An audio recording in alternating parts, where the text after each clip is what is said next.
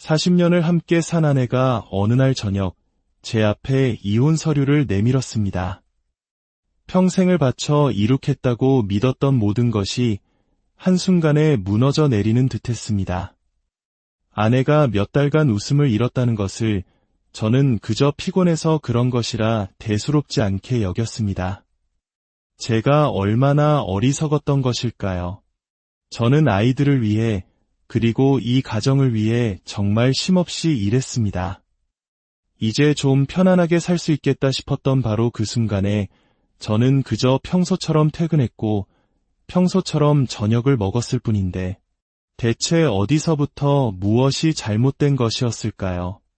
이것은 얼마 전 제 진료실을 찾아온 68살 한 남편이 무너지듯 쏟아낸 이야기입니다.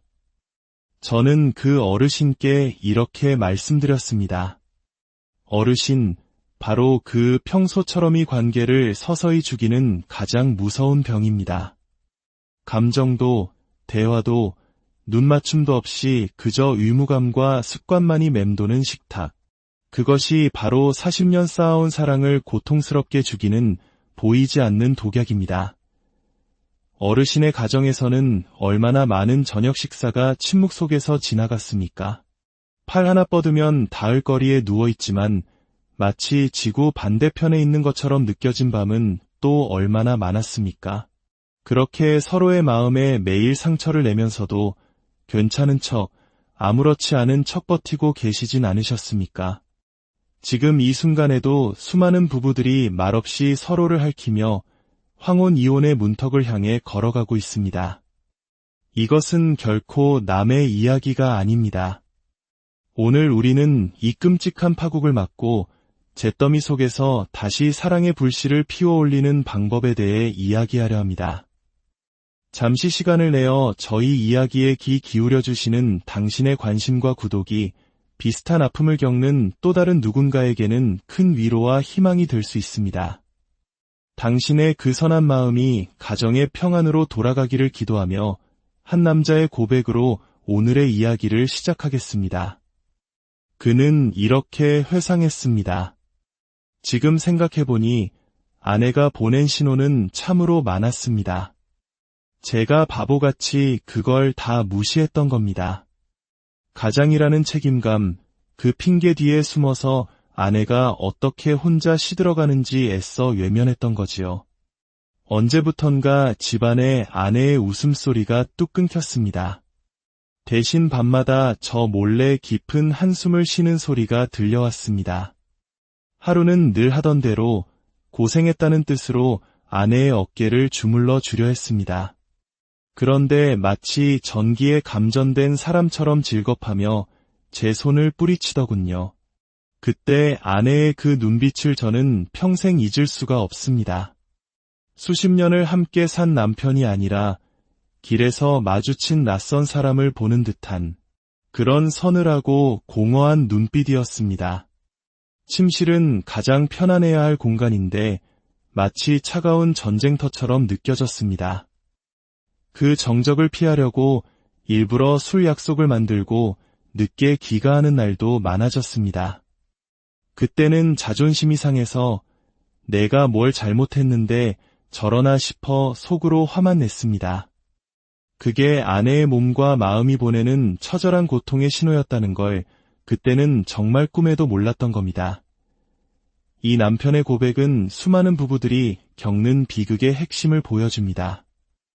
특히 남편들은 종종 가정의 해결사가 되려고 합니다. 하지만 아내의 슬픔이라는 도무지 원인을 알 수도 없고 해결할 수도 없는 문제 앞에서 깊은 좌절감을 느낍니다. 그리고 안타깝게도 그 좌절감은 분노나 무관심으로 변질되는 경우가 많습니다. 존경하는 우리 남편분들, 아내의 몸에서 에스트로겐이라는 호르몬은 우리 집의 보일러와 같습니다. 보일러가 잘 돌아가야 집안이 따뜻하고 가족들이 편안하지 않습니까? 그 보일러가 갱년기가 되면 갑자기 멈춰버리는 겁니다. 그러니 온몸이 으슬으슬 춥고 잠은 안 오고 마음은 한없이 불안하고 모든 게 다 고장난 것처럼 느껴지는 게 당연합니다.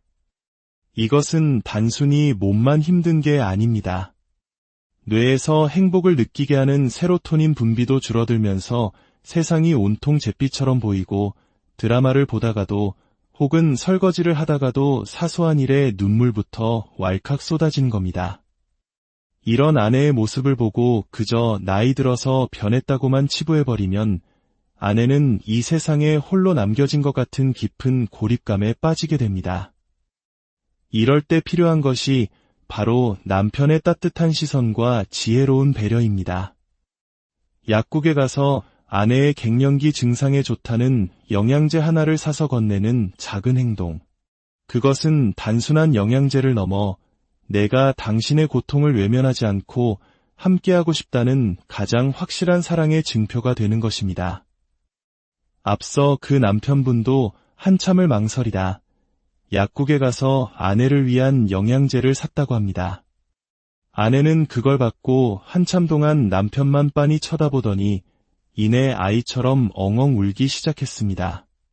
그동안 쌓였던 서러움, 아픔, 외로움이 한꺼번에 터져나온 것이겠죠. 아내는 울면서 말했습니다. 고맙다고, 알아줘서 정말 고맙다고. 그 한마디가 지난 10년간의 얼어붙었던 벽을 허무는 것 같았습니다. 그날 밤 부부는 정말 오랜만에 서로의 손을 잡았습니다. 남편은 아내의 손이 그렇게 차갑고 말라 있었는지 그때 처음 알았다고 합니다.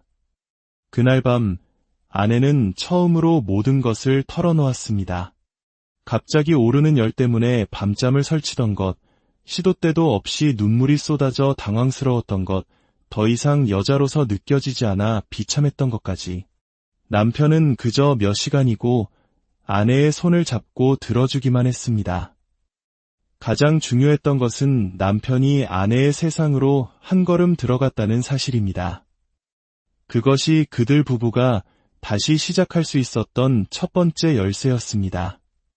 하지만 남편이 아내를 제대로 안아주기 위해서는 먼저 자기 자신부터 바로 서야 합니다. 스스로의 힘을 잃어버린 남편은 아내의 기둥이 되어줄 수 없기 때문입니다. 남편의 고백은 계속되었습니다. 사실 저 역시 완전히 무너지고 있었습니다.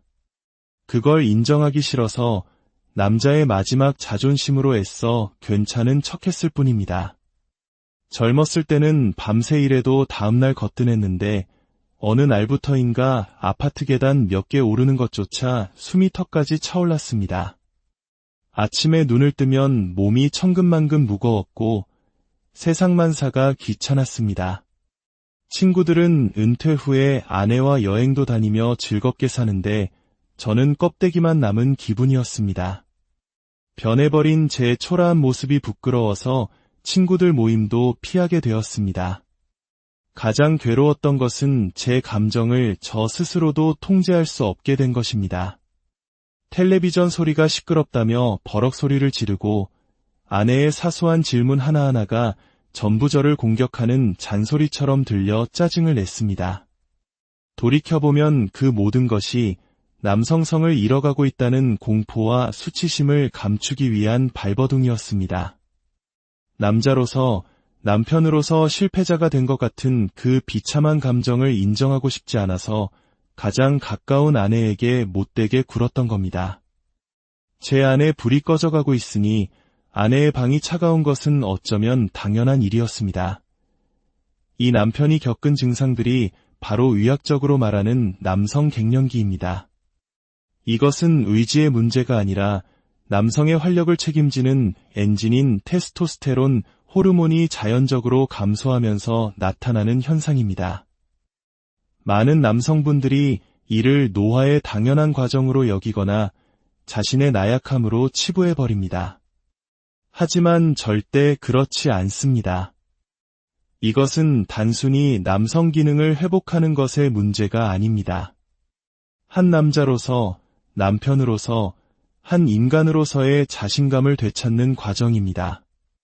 몸이 강건해지면 정신이 맑아지고 활력 있게 자신의 삶을 이끌어갈 힘을 되찾게 되는 것입니다.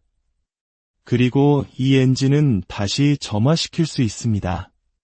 필수적인 부품인 아연과 비타민 D를 충분히 보충하고 우리 한국인에게 특별한 힘을 발휘하는 홍삼의 도움을 받는 것도 좋은 방법입니다.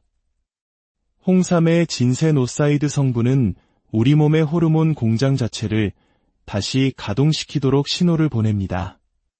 젊을 때처럼 무거운 것을 드는 운동보다는 자신의 체중을 이용한 수영이나 아내와 함께하는 등산처럼 심폐기능을 끌어올리는 운동이 훨씬 효과적입니다. 남편은 생활을 바꾸기 시작했습니다.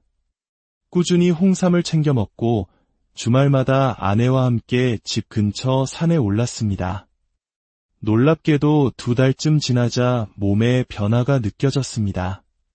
아침에 일어나는 것이 가뿐해지고 머리를 뒤덮고 있던 안개가 걷히는 기분이었습니다. 몸에 힘이 생기니 짜증으로 가득했던 마음에 여유가 생겼습니다. 하지만 진짜 변화는 다른 곳에 있었습니다.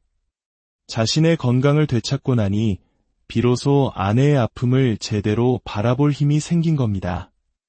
어느 날 아내에게 말했습니다. 여보, 사실 나도 많이 힘들었어. 당신한테 못되게 굴어서 정말 미안해. 자신의 문제를 인정하고 나니 비로소 아내에게 진심으로 사과할 용기가 생겼습니다.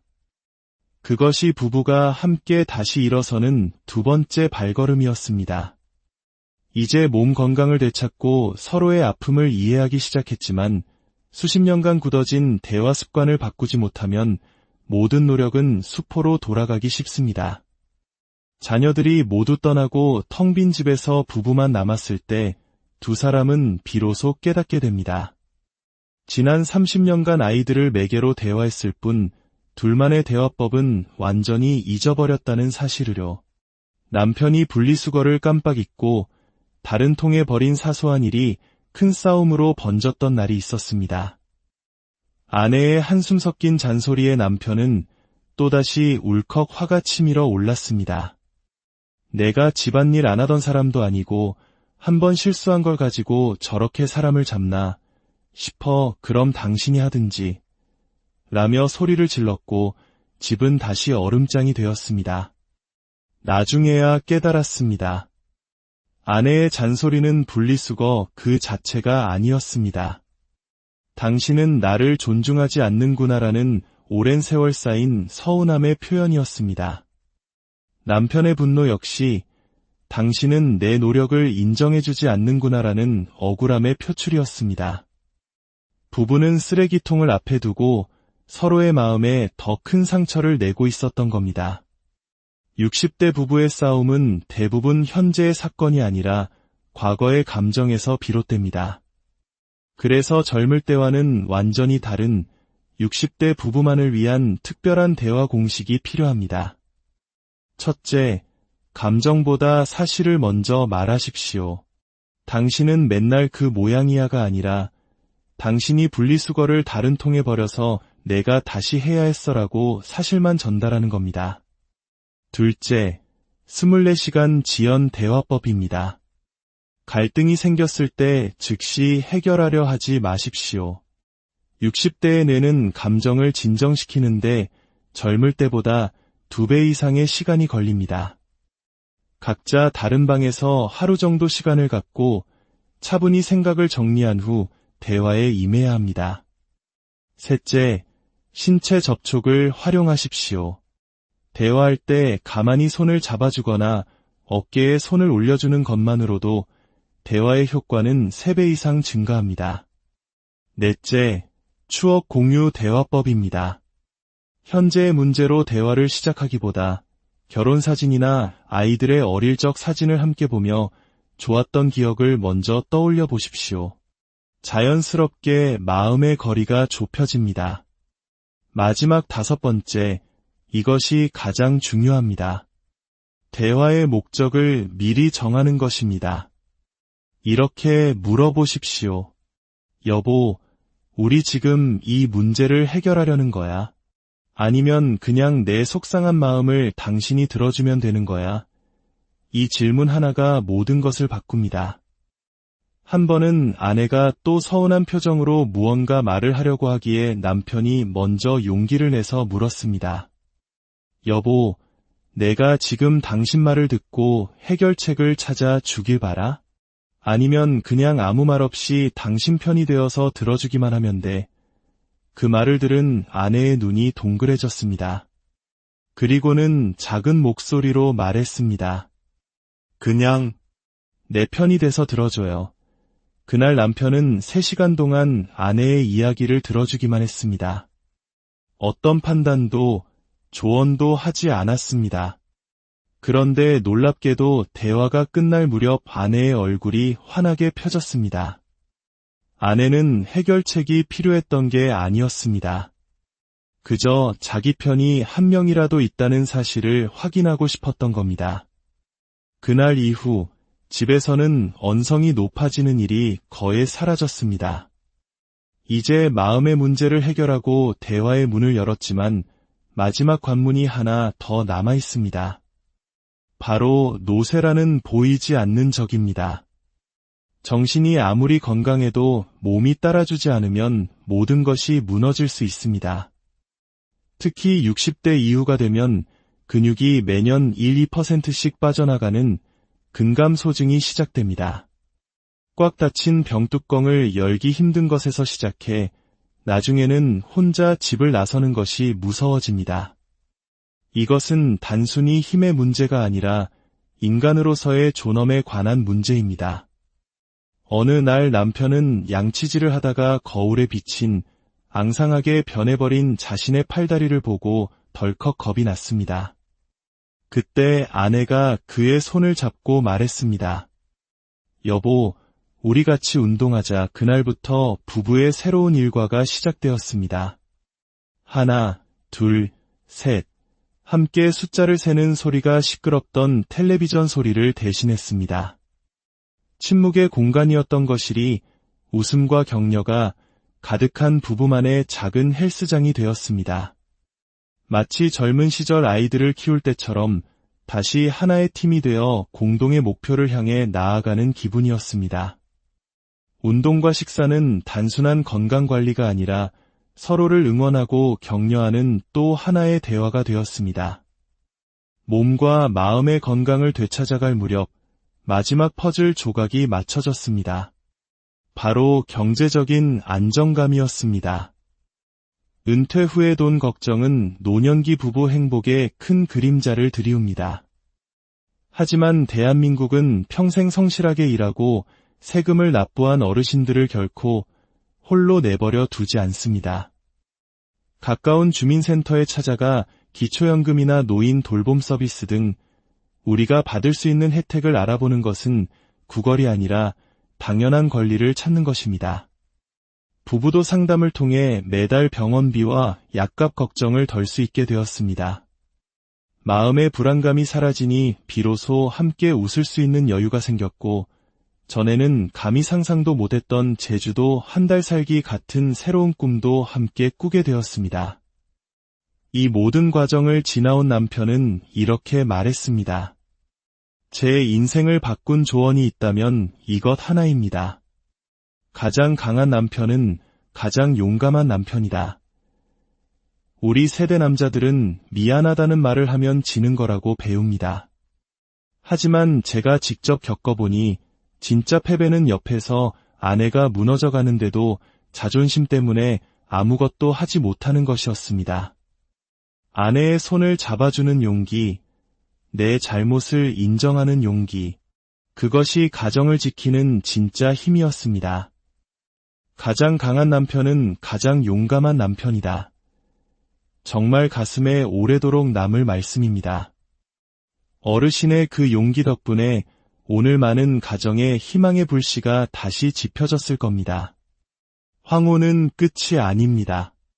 비로소 나 자신과 내 곁의 사람에게 온전히 집중할 수 있는 인생의 진짜 전성기가 시작되는 시간입니다. 오늘 우리가 함께 나눈 이야기들이 여러분의 그 찬란한 전성기를 여는데 도움이 되기를 진심으로 바랍니다. 여러분의 이야기가 모여 서로에게 가장 큰 위로와 용기가 됩니다. 오늘의 이야기가 마음에 와닿으셨다면 댓글로 여러분의 생각을 나눠주십시오.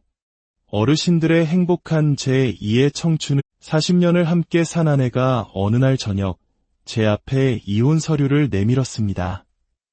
평생을 바쳐 이룩했다고 믿었던 모든 것이 한순간에 무너져 내리는 듯했습니다. 아내가 몇 달간 웃음을 잃었다는 것을 저는 그저 피곤해서 그런 것이라 대수롭지 않게 여겼습니다. 제가 얼마나 어리석었던 것일까요? 저는 아이들을 위해 그리고 이 가정을 위해 정말 쉼없이 일했습니다. 이제 좀 편안하게 살 수 있겠다 싶었던 바로 그 순간에 저는 그저 평소처럼 퇴근했고 평소처럼 저녁을 먹었을 뿐인데 대체 어디서부터 무엇이 잘못된 것이었을까요?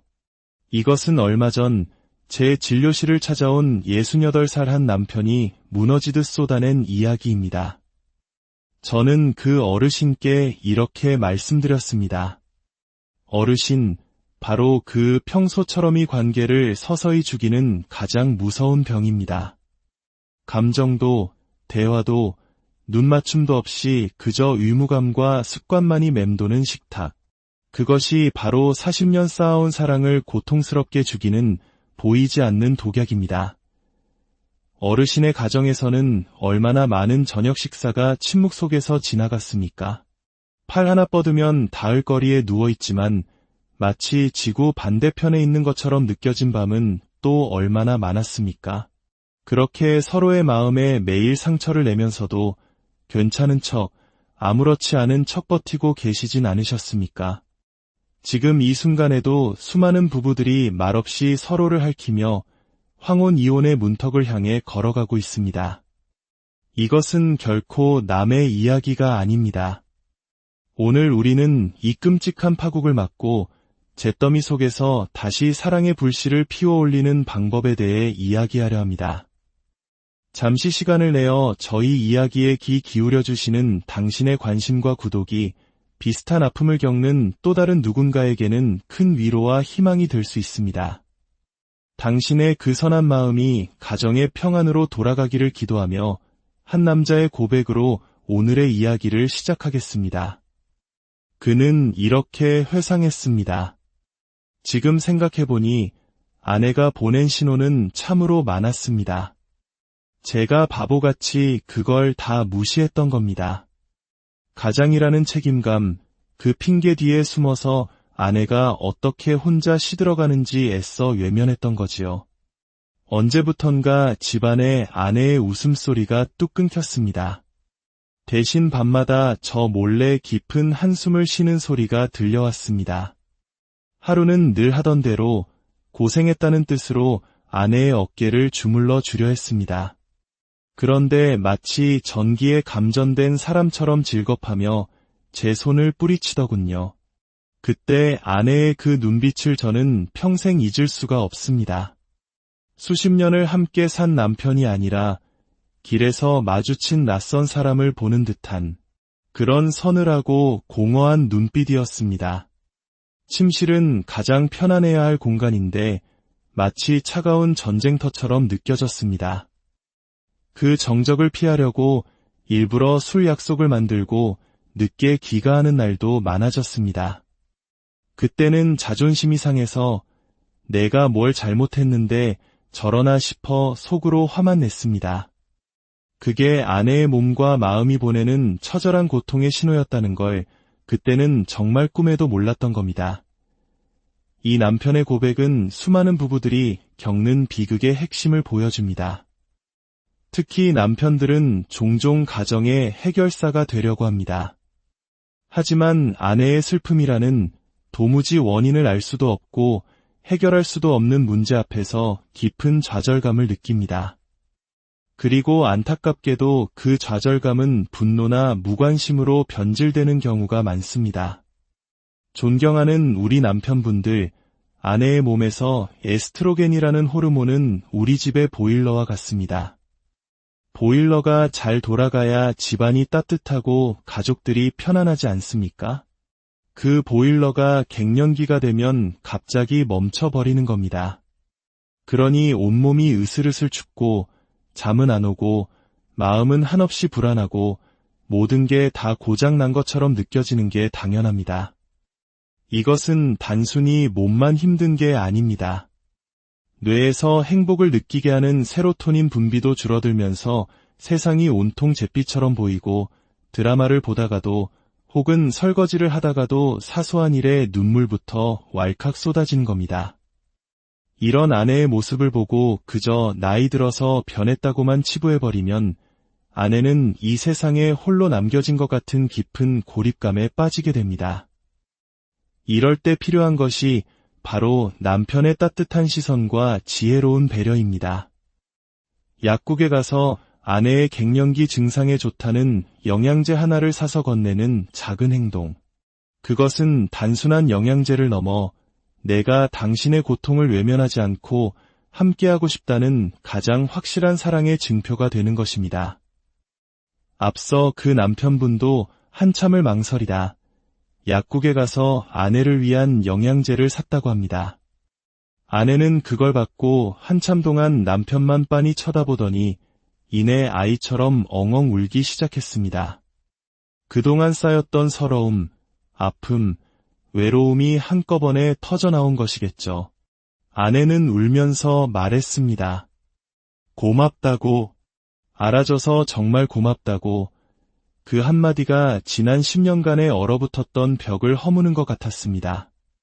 그날 밤 부부는 정말 오랜만에 서로의 손을 잡았습니다.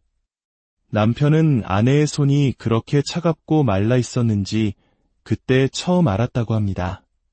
그날 밤 아내는 처음으로 모든 것을 털어놓았습니다. 갑자기 오르는 열 때문에 밤잠을 설치던 것, 시도 때도 없이 눈물이 쏟아져 당황스러웠던 것, 더 이상 여자로서 느껴지지 않아 비참했던 것까지. 남편은 그저 몇 시간이고 아내의 손을 잡고 들어주기만 했습니다. 가장 중요했던 것은 남편이 아내의 세상으로 한 걸음 들어갔다는 사실입니다. 그것이 그들 부부가 다시 시작할 수 있었던 첫 번째 열쇠였습니다. 하지만 남편이 아내를 제대로 안아주기 위해서는 먼저 자기 자신부터 바로 서야 합니다. 스스로의 힘을 잃어버린 남편은 아내의 기둥이 되어줄 수 없기 때문입니다. 남편의 고백은 계속되었습니다.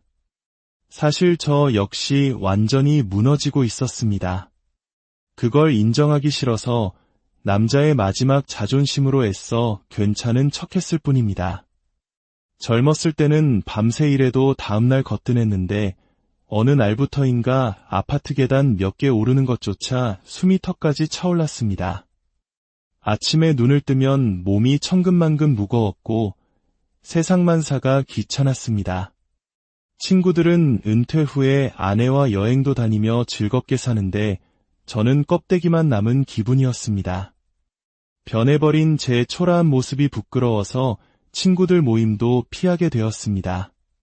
가장 괴로웠던 것은 제 감정을 저 스스로도 통제할 수 없게 된 것입니다.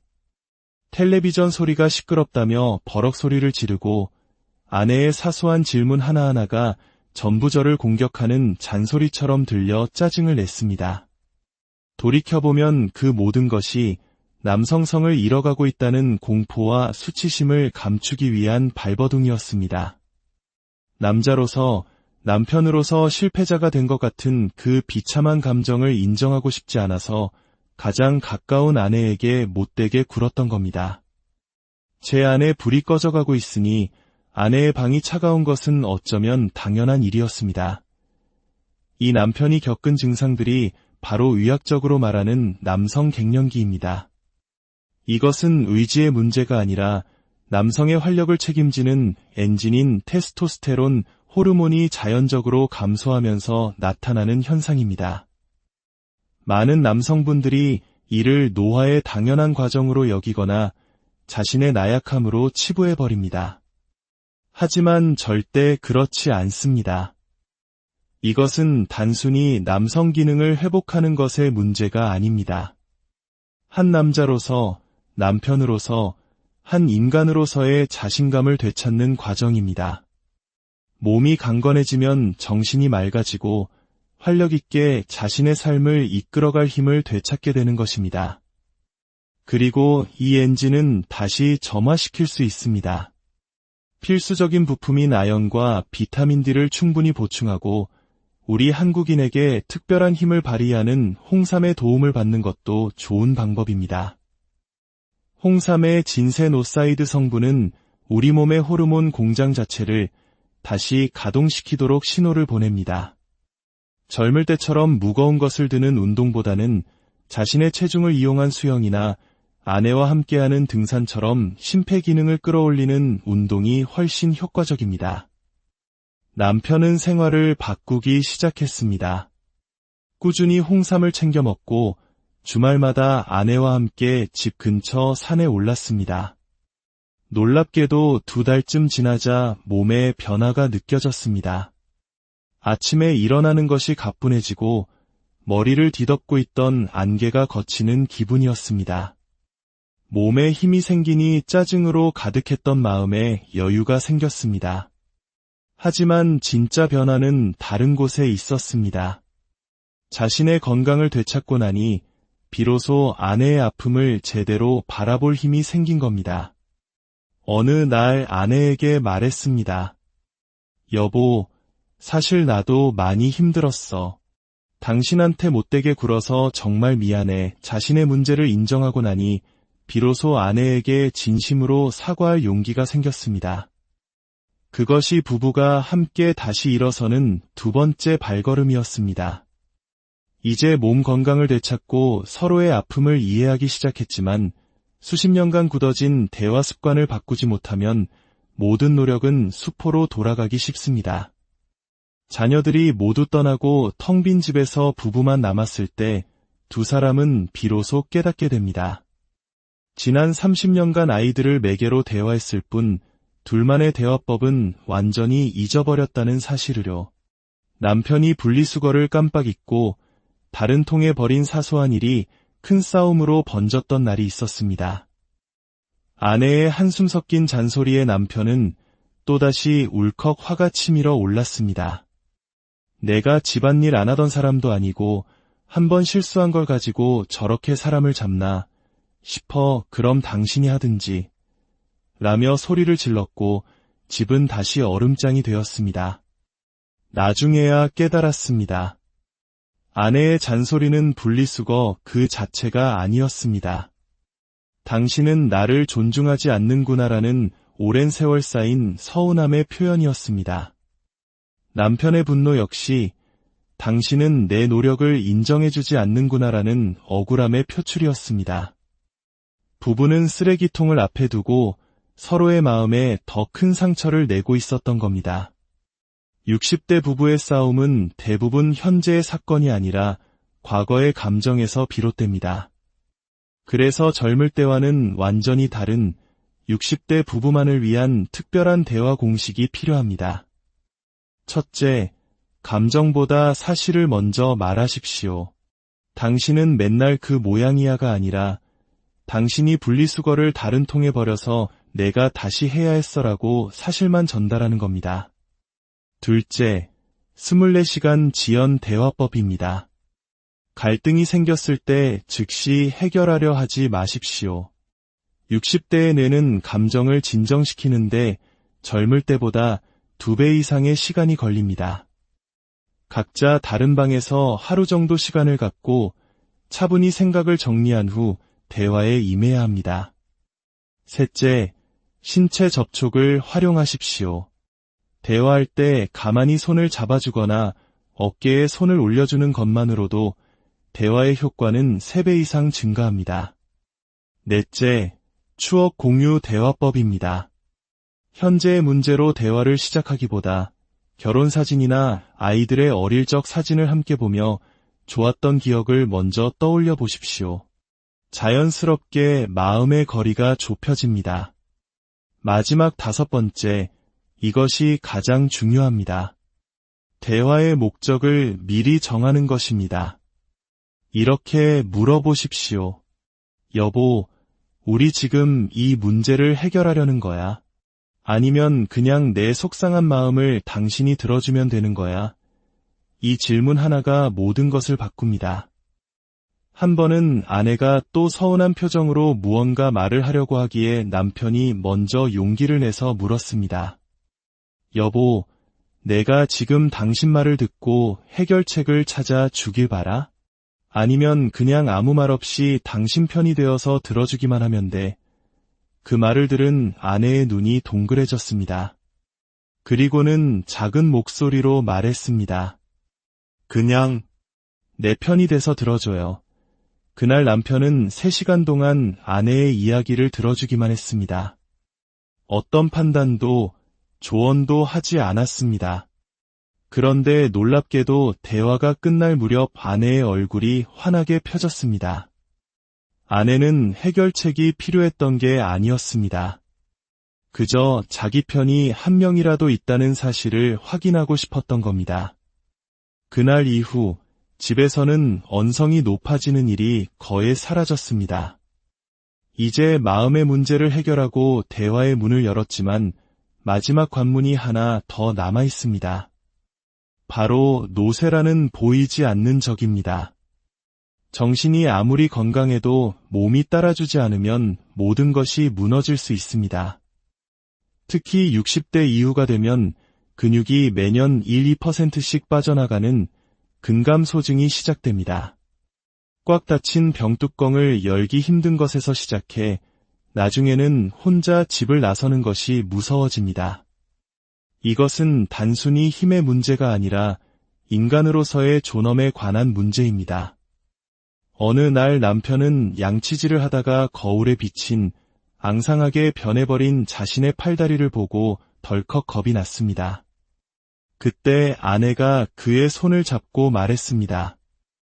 여보, 우리 같이 운동하자. 그날부터 부부의 새로운 일과가 시작되었습니다. 하나, 둘, 셋. 함께 숫자를 세는 소리가 시끄럽던 텔레비전 소리를 대신했습니다. 침묵의 공간이었던 거실이 웃음과 격려가 가득한 부부만의 작은 헬스장이 되었습니다.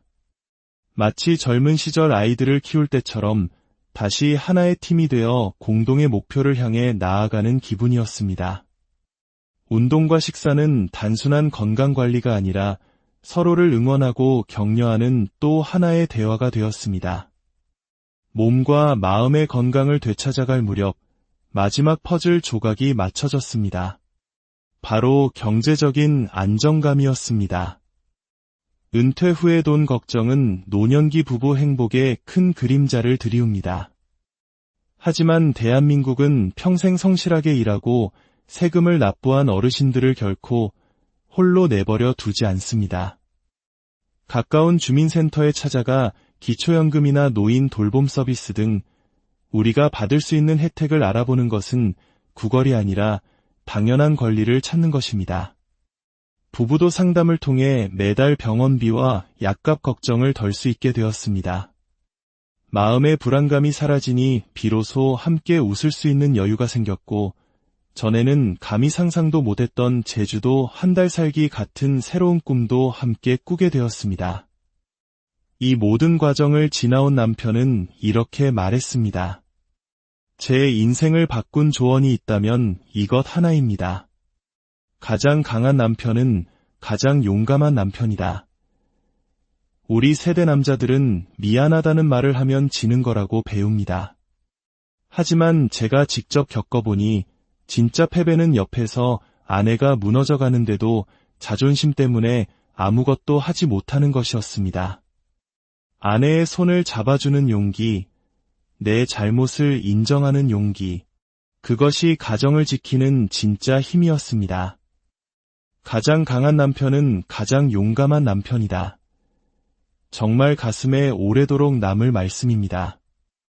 어르신의 그 용기 덕분에 오늘 많은 가정의 희망의 불씨가 다시 지펴졌을 겁니다.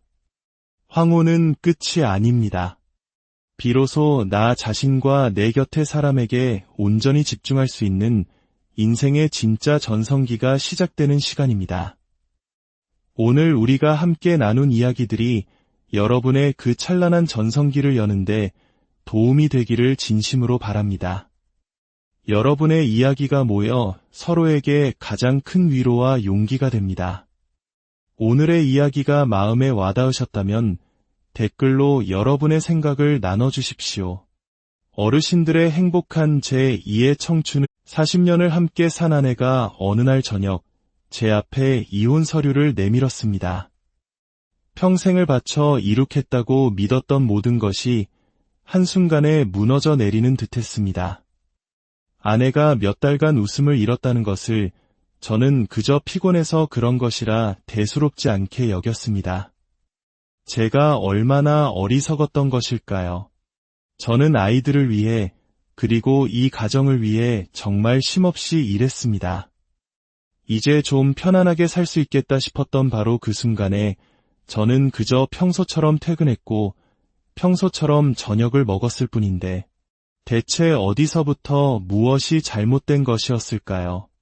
이것은 얼마 전 제 진료실을 찾아온 68살 한 남편이 무너지듯 쏟아낸 이야기입니다. 저는 그 어르신께 이렇게 말씀드렸습니다. 어르신, 바로 그 평소처럼의 관계를 서서히 죽이는 가장 무서운 병입니다. 감정도, 대화도, 눈맞춤도 없이 그저 의무감과 습관만이 맴도는 식탁. 그것이 바로 40년 쌓아온 사랑을 고통스럽게 죽이는 보이지 않는 독약입니다. 어르신의 가정에서는 얼마나 많은 저녁 식사가 침묵 속에서 지나갔습니까? 팔 하나 뻗으면 닿을 거리에 누워있지만 마치 지구 반대편에 있는 것처럼 느껴진 밤은 또 얼마나 많았습니까? 그렇게 서로의 마음에 매일 상처를 내면서도 괜찮은 척, 아무렇지 않은 척 버티고 계시진 않으셨습니까? 지금 이 순간에도 수많은 부부들이 말없이 서로를 핥히며 황혼 이혼의 문턱을 향해 걸어가고 있습니다. 이것은 결코 남의 이야기가 아닙니다. 오늘 우리는 이 끔찍한 파국을 막고 잿더미 속에서 다시 사랑의 불씨를 피워올리는 방법에 대해 이야기하려 합니다. 잠시 시간을 내어 저희 이야기에 귀 기울여주시는 당신의 관심과 구독이 비슷한 아픔을 겪는 또 다른 누군가에게는 큰 위로와 희망이 될 수 있습니다. 당신의 그 선한 마음이 가정의 평안으로 돌아가기를 기도하며 한 남자의 고백으로 오늘의 이야기를 시작하겠습니다. 그는 이렇게 회상했습니다. 지금 생각해보니 아내가 보낸 신호는 참으로 많았습니다. 제가 바보같이 그걸 다 무시했던 겁니다. 가장이라는 책임감, 그 핑계 뒤에 숨어서 아내가 어떻게 혼자 시들어가는지 애써 외면했던 거지요. 언제부턴가 집안에 아내의 웃음소리가 뚝 끊겼습니다. 대신 밤마다 저 몰래 깊은 한숨을 쉬는 소리가 들려왔습니다.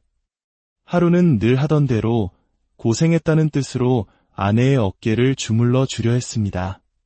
그런데 마치 전기에 감전된 사람처럼 질겁하며 제 손을 뿌리치더군요.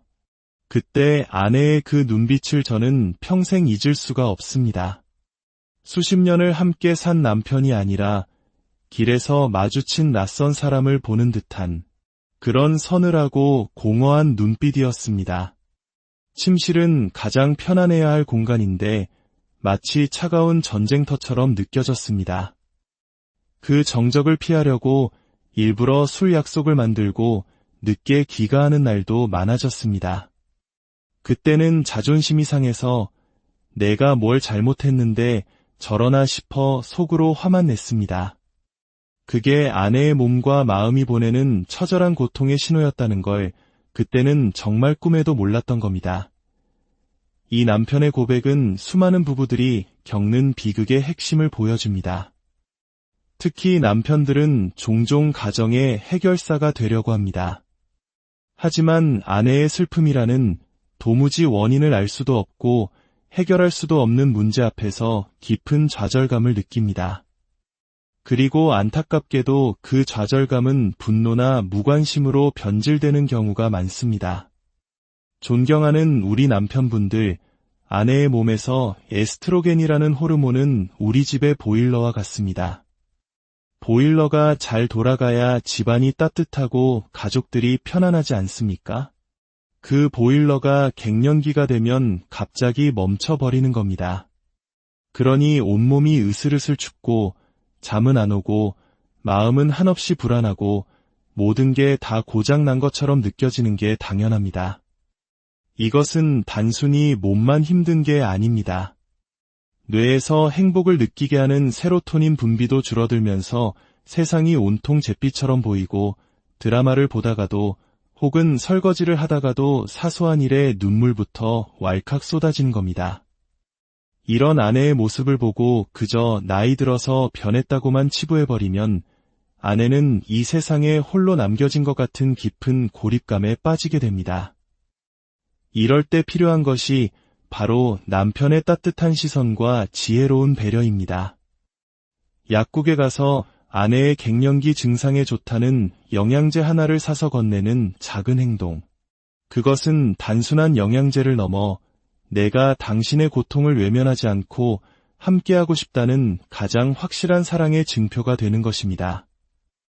앞서 그 남편분도 한참을 망설이다 약국에 가서 아내를 위한 영양제를 샀다고 합니다. 아내는 그걸 받고 한참 동안 남편만 빤히 쳐다보더니 이내 아이처럼 엉엉 울기 시작했습니다. 그동안 쌓였던 서러움, 아픔, 외로움이 한꺼번에 터져나온 것이겠죠. 아내는 울면서 말했습니다. 고맙다고, 알아줘서 정말 고맙다고. 그 한마디가 지난 10년간의 얼어붙었던 벽을 허무는 것 같았습니다. 그날 밤 부부는 정말 오랜만에 서로의 손을 잡았습니다. 남편은 아내의 손이 그렇게 차갑고 말라 있었는지 그때 처음 알았다고 합니다. 그날 밤 아내는 처음으로 모든 것을 털어놓았습니다.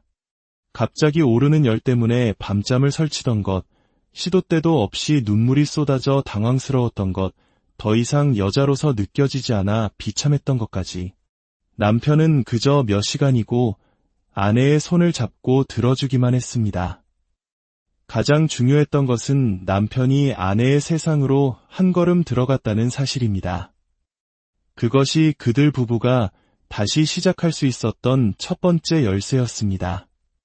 하지만 남편이 아내를 제대로 안아주기 위해서는 먼저 자기 자신부터 바로 서야 합니다.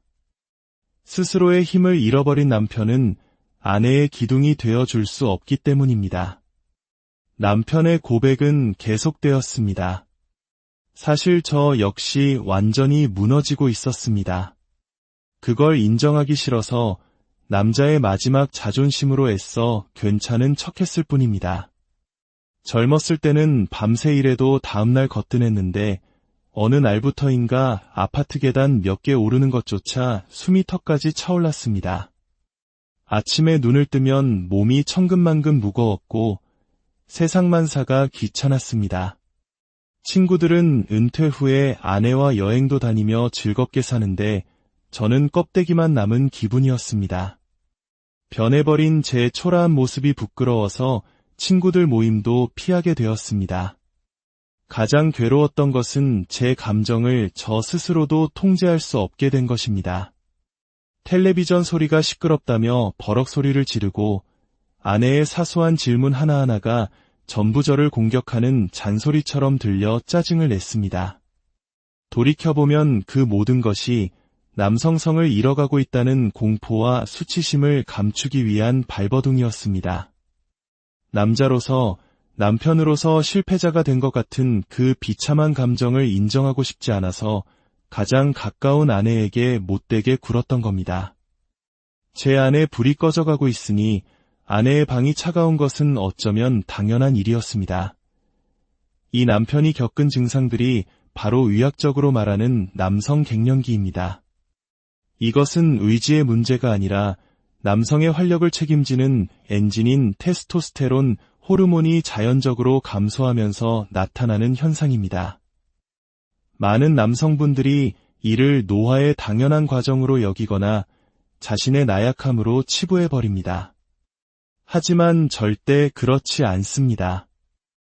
이것은 단순히 남성 기능을 회복하는 것의 문제가 아닙니다.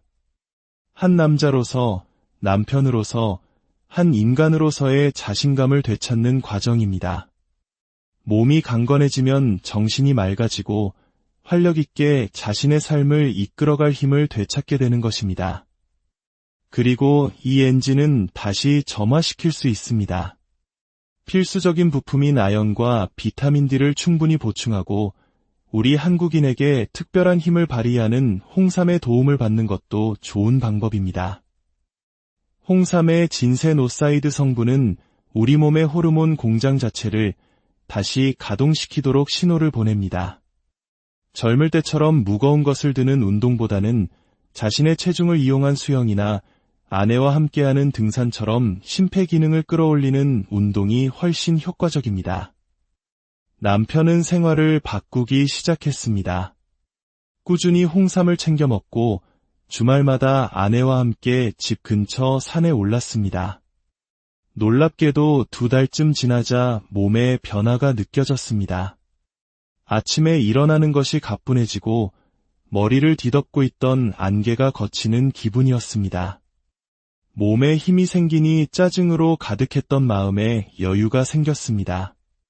하지만 진짜 변화는 다른 곳에 있었습니다. 자신의 건강을 되찾고 나니 비로소 아내의 아픔을 제대로 바라볼 힘이 생긴 겁니다. 어느 날 아내에게 말했습니다. 여보, 사실 나도 많이 힘들었어. 당신한테 못되게 굴어서 정말 미안해. 자신의 문제를 인정하고 나니 비로소 아내에게 진심으로 사과할 용기가 생겼습니다.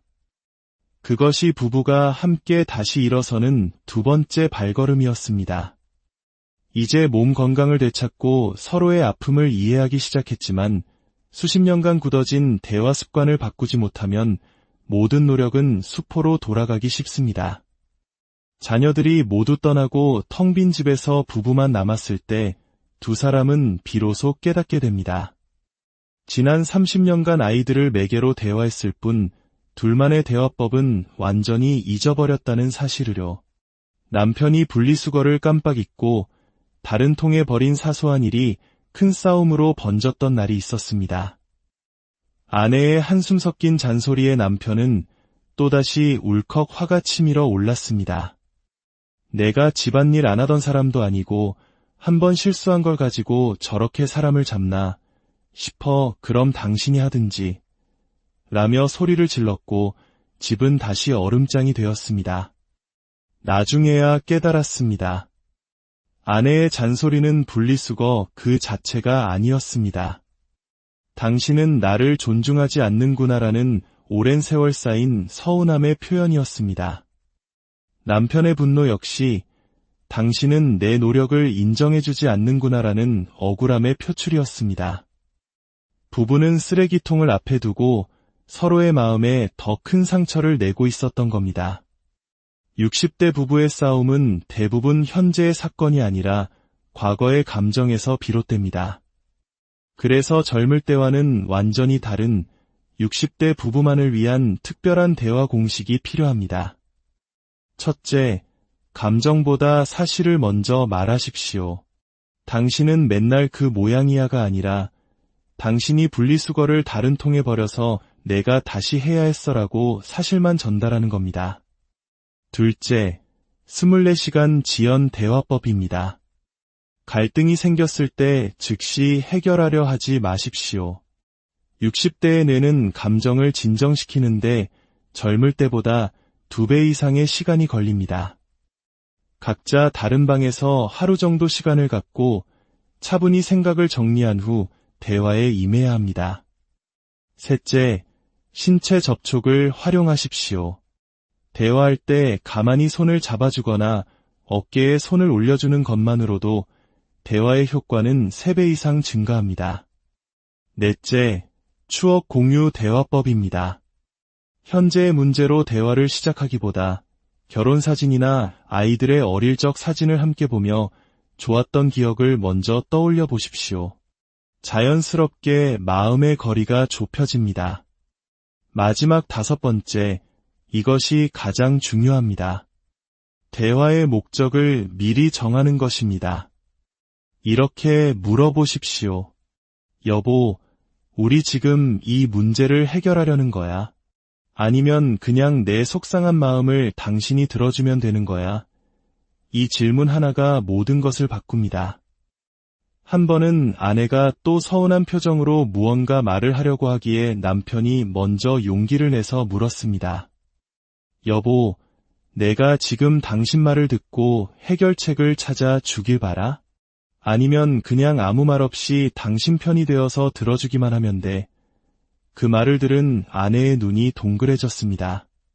그리고는 작은 목소리로 말했습니다. 그냥 내 편이 돼서 들어줘요. 그날 남편은 3시간 동안 아내의 이야기를 들어주기만 했습니다. 어떤 판단도 조언도 하지 않았습니다. 그런데 놀랍게도 대화가 끝날 무렵 아내의 얼굴이 환하게 펴졌습니다. 아내는 해결책이 필요했던 게 아니었습니다. 그저 자기 편이 한 명이라도 있다는 사실을 확인하고 싶었던 겁니다. 그날 이후 집에서는 언성이 높아지는 일이 거의 사라졌습니다. 이제 마음의 문제를 해결하고 대화의 문을 열었지만 마지막 관문이 하나 더 남아 있습니다. 바로 노쇠라는 보이지 않는 적입니다. 정신이 아무리 건강해도 몸이 따라주지 않으면 모든 것이 무너질 수 있습니다. 특히 60대 이후가 되면 근육이 매년 1~2%씩 빠져나가는 근감소증이 시작됩니다. 꽉 닫힌 병뚜껑을 열기 힘든 것에서 시작해 나중에는 혼자 집을 나서는 것이 무서워집니다. 이것은 단순히 힘의 문제가 아니라 인간으로서의 존엄에 관한 문제입니다. 어느 날 남편은 양치질을 하다가 거울에 비친 앙상하게 변해버린 자신의 팔다리를 보고 덜컥 겁이 났습니다. 그때 아내가 그의 손을 잡고 말했습니다. 여보, 우리 같이 운동하자. 그날부터 부부의 새로운 일과가 시작되었습니다. 하나, 둘, 셋. 함께 숫자를 세는 소리가 시끄럽던 텔레비전 소리를 대신했습니다. 침묵의 공간이었던 거실이 웃음과 격려가 가득한 부부만의 작은 헬스장이 되었습니다. 마치 젊은 시절 아이들을 키울 때처럼 다시 하나의 팀이 되어 공동의 목표를 향해 나아가는 기분이었습니다. 운동과 식사는 단순한 건강관리가 아니라 서로를 응원하고 격려하는 또 하나의 대화가 되었습니다. 몸과 마음의 건강을 되찾아갈 무렵 마지막 퍼즐 조각이 맞춰졌습니다. 바로 경제적인 안정감이었습니다. 은퇴 후의 돈 걱정은 노년기 부부 행복에 큰 그림자를 드리웁니다. 하지만 대한민국은 평생 성실하게 일하고 세금을 납부한 어르신들을 결코 홀로 내버려 두지 않습니다. 가까운 주민센터에 찾아가 기초연금이나 노인 돌봄 서비스 등 우리가 받을 수 있는 혜택을 알아보는 것은 구걸이 아니라 당연한 권리를 찾는 것입니다. 부부도 상담을 통해 매달 병원비와 약값 걱정을 덜 수 있게 되었습니다.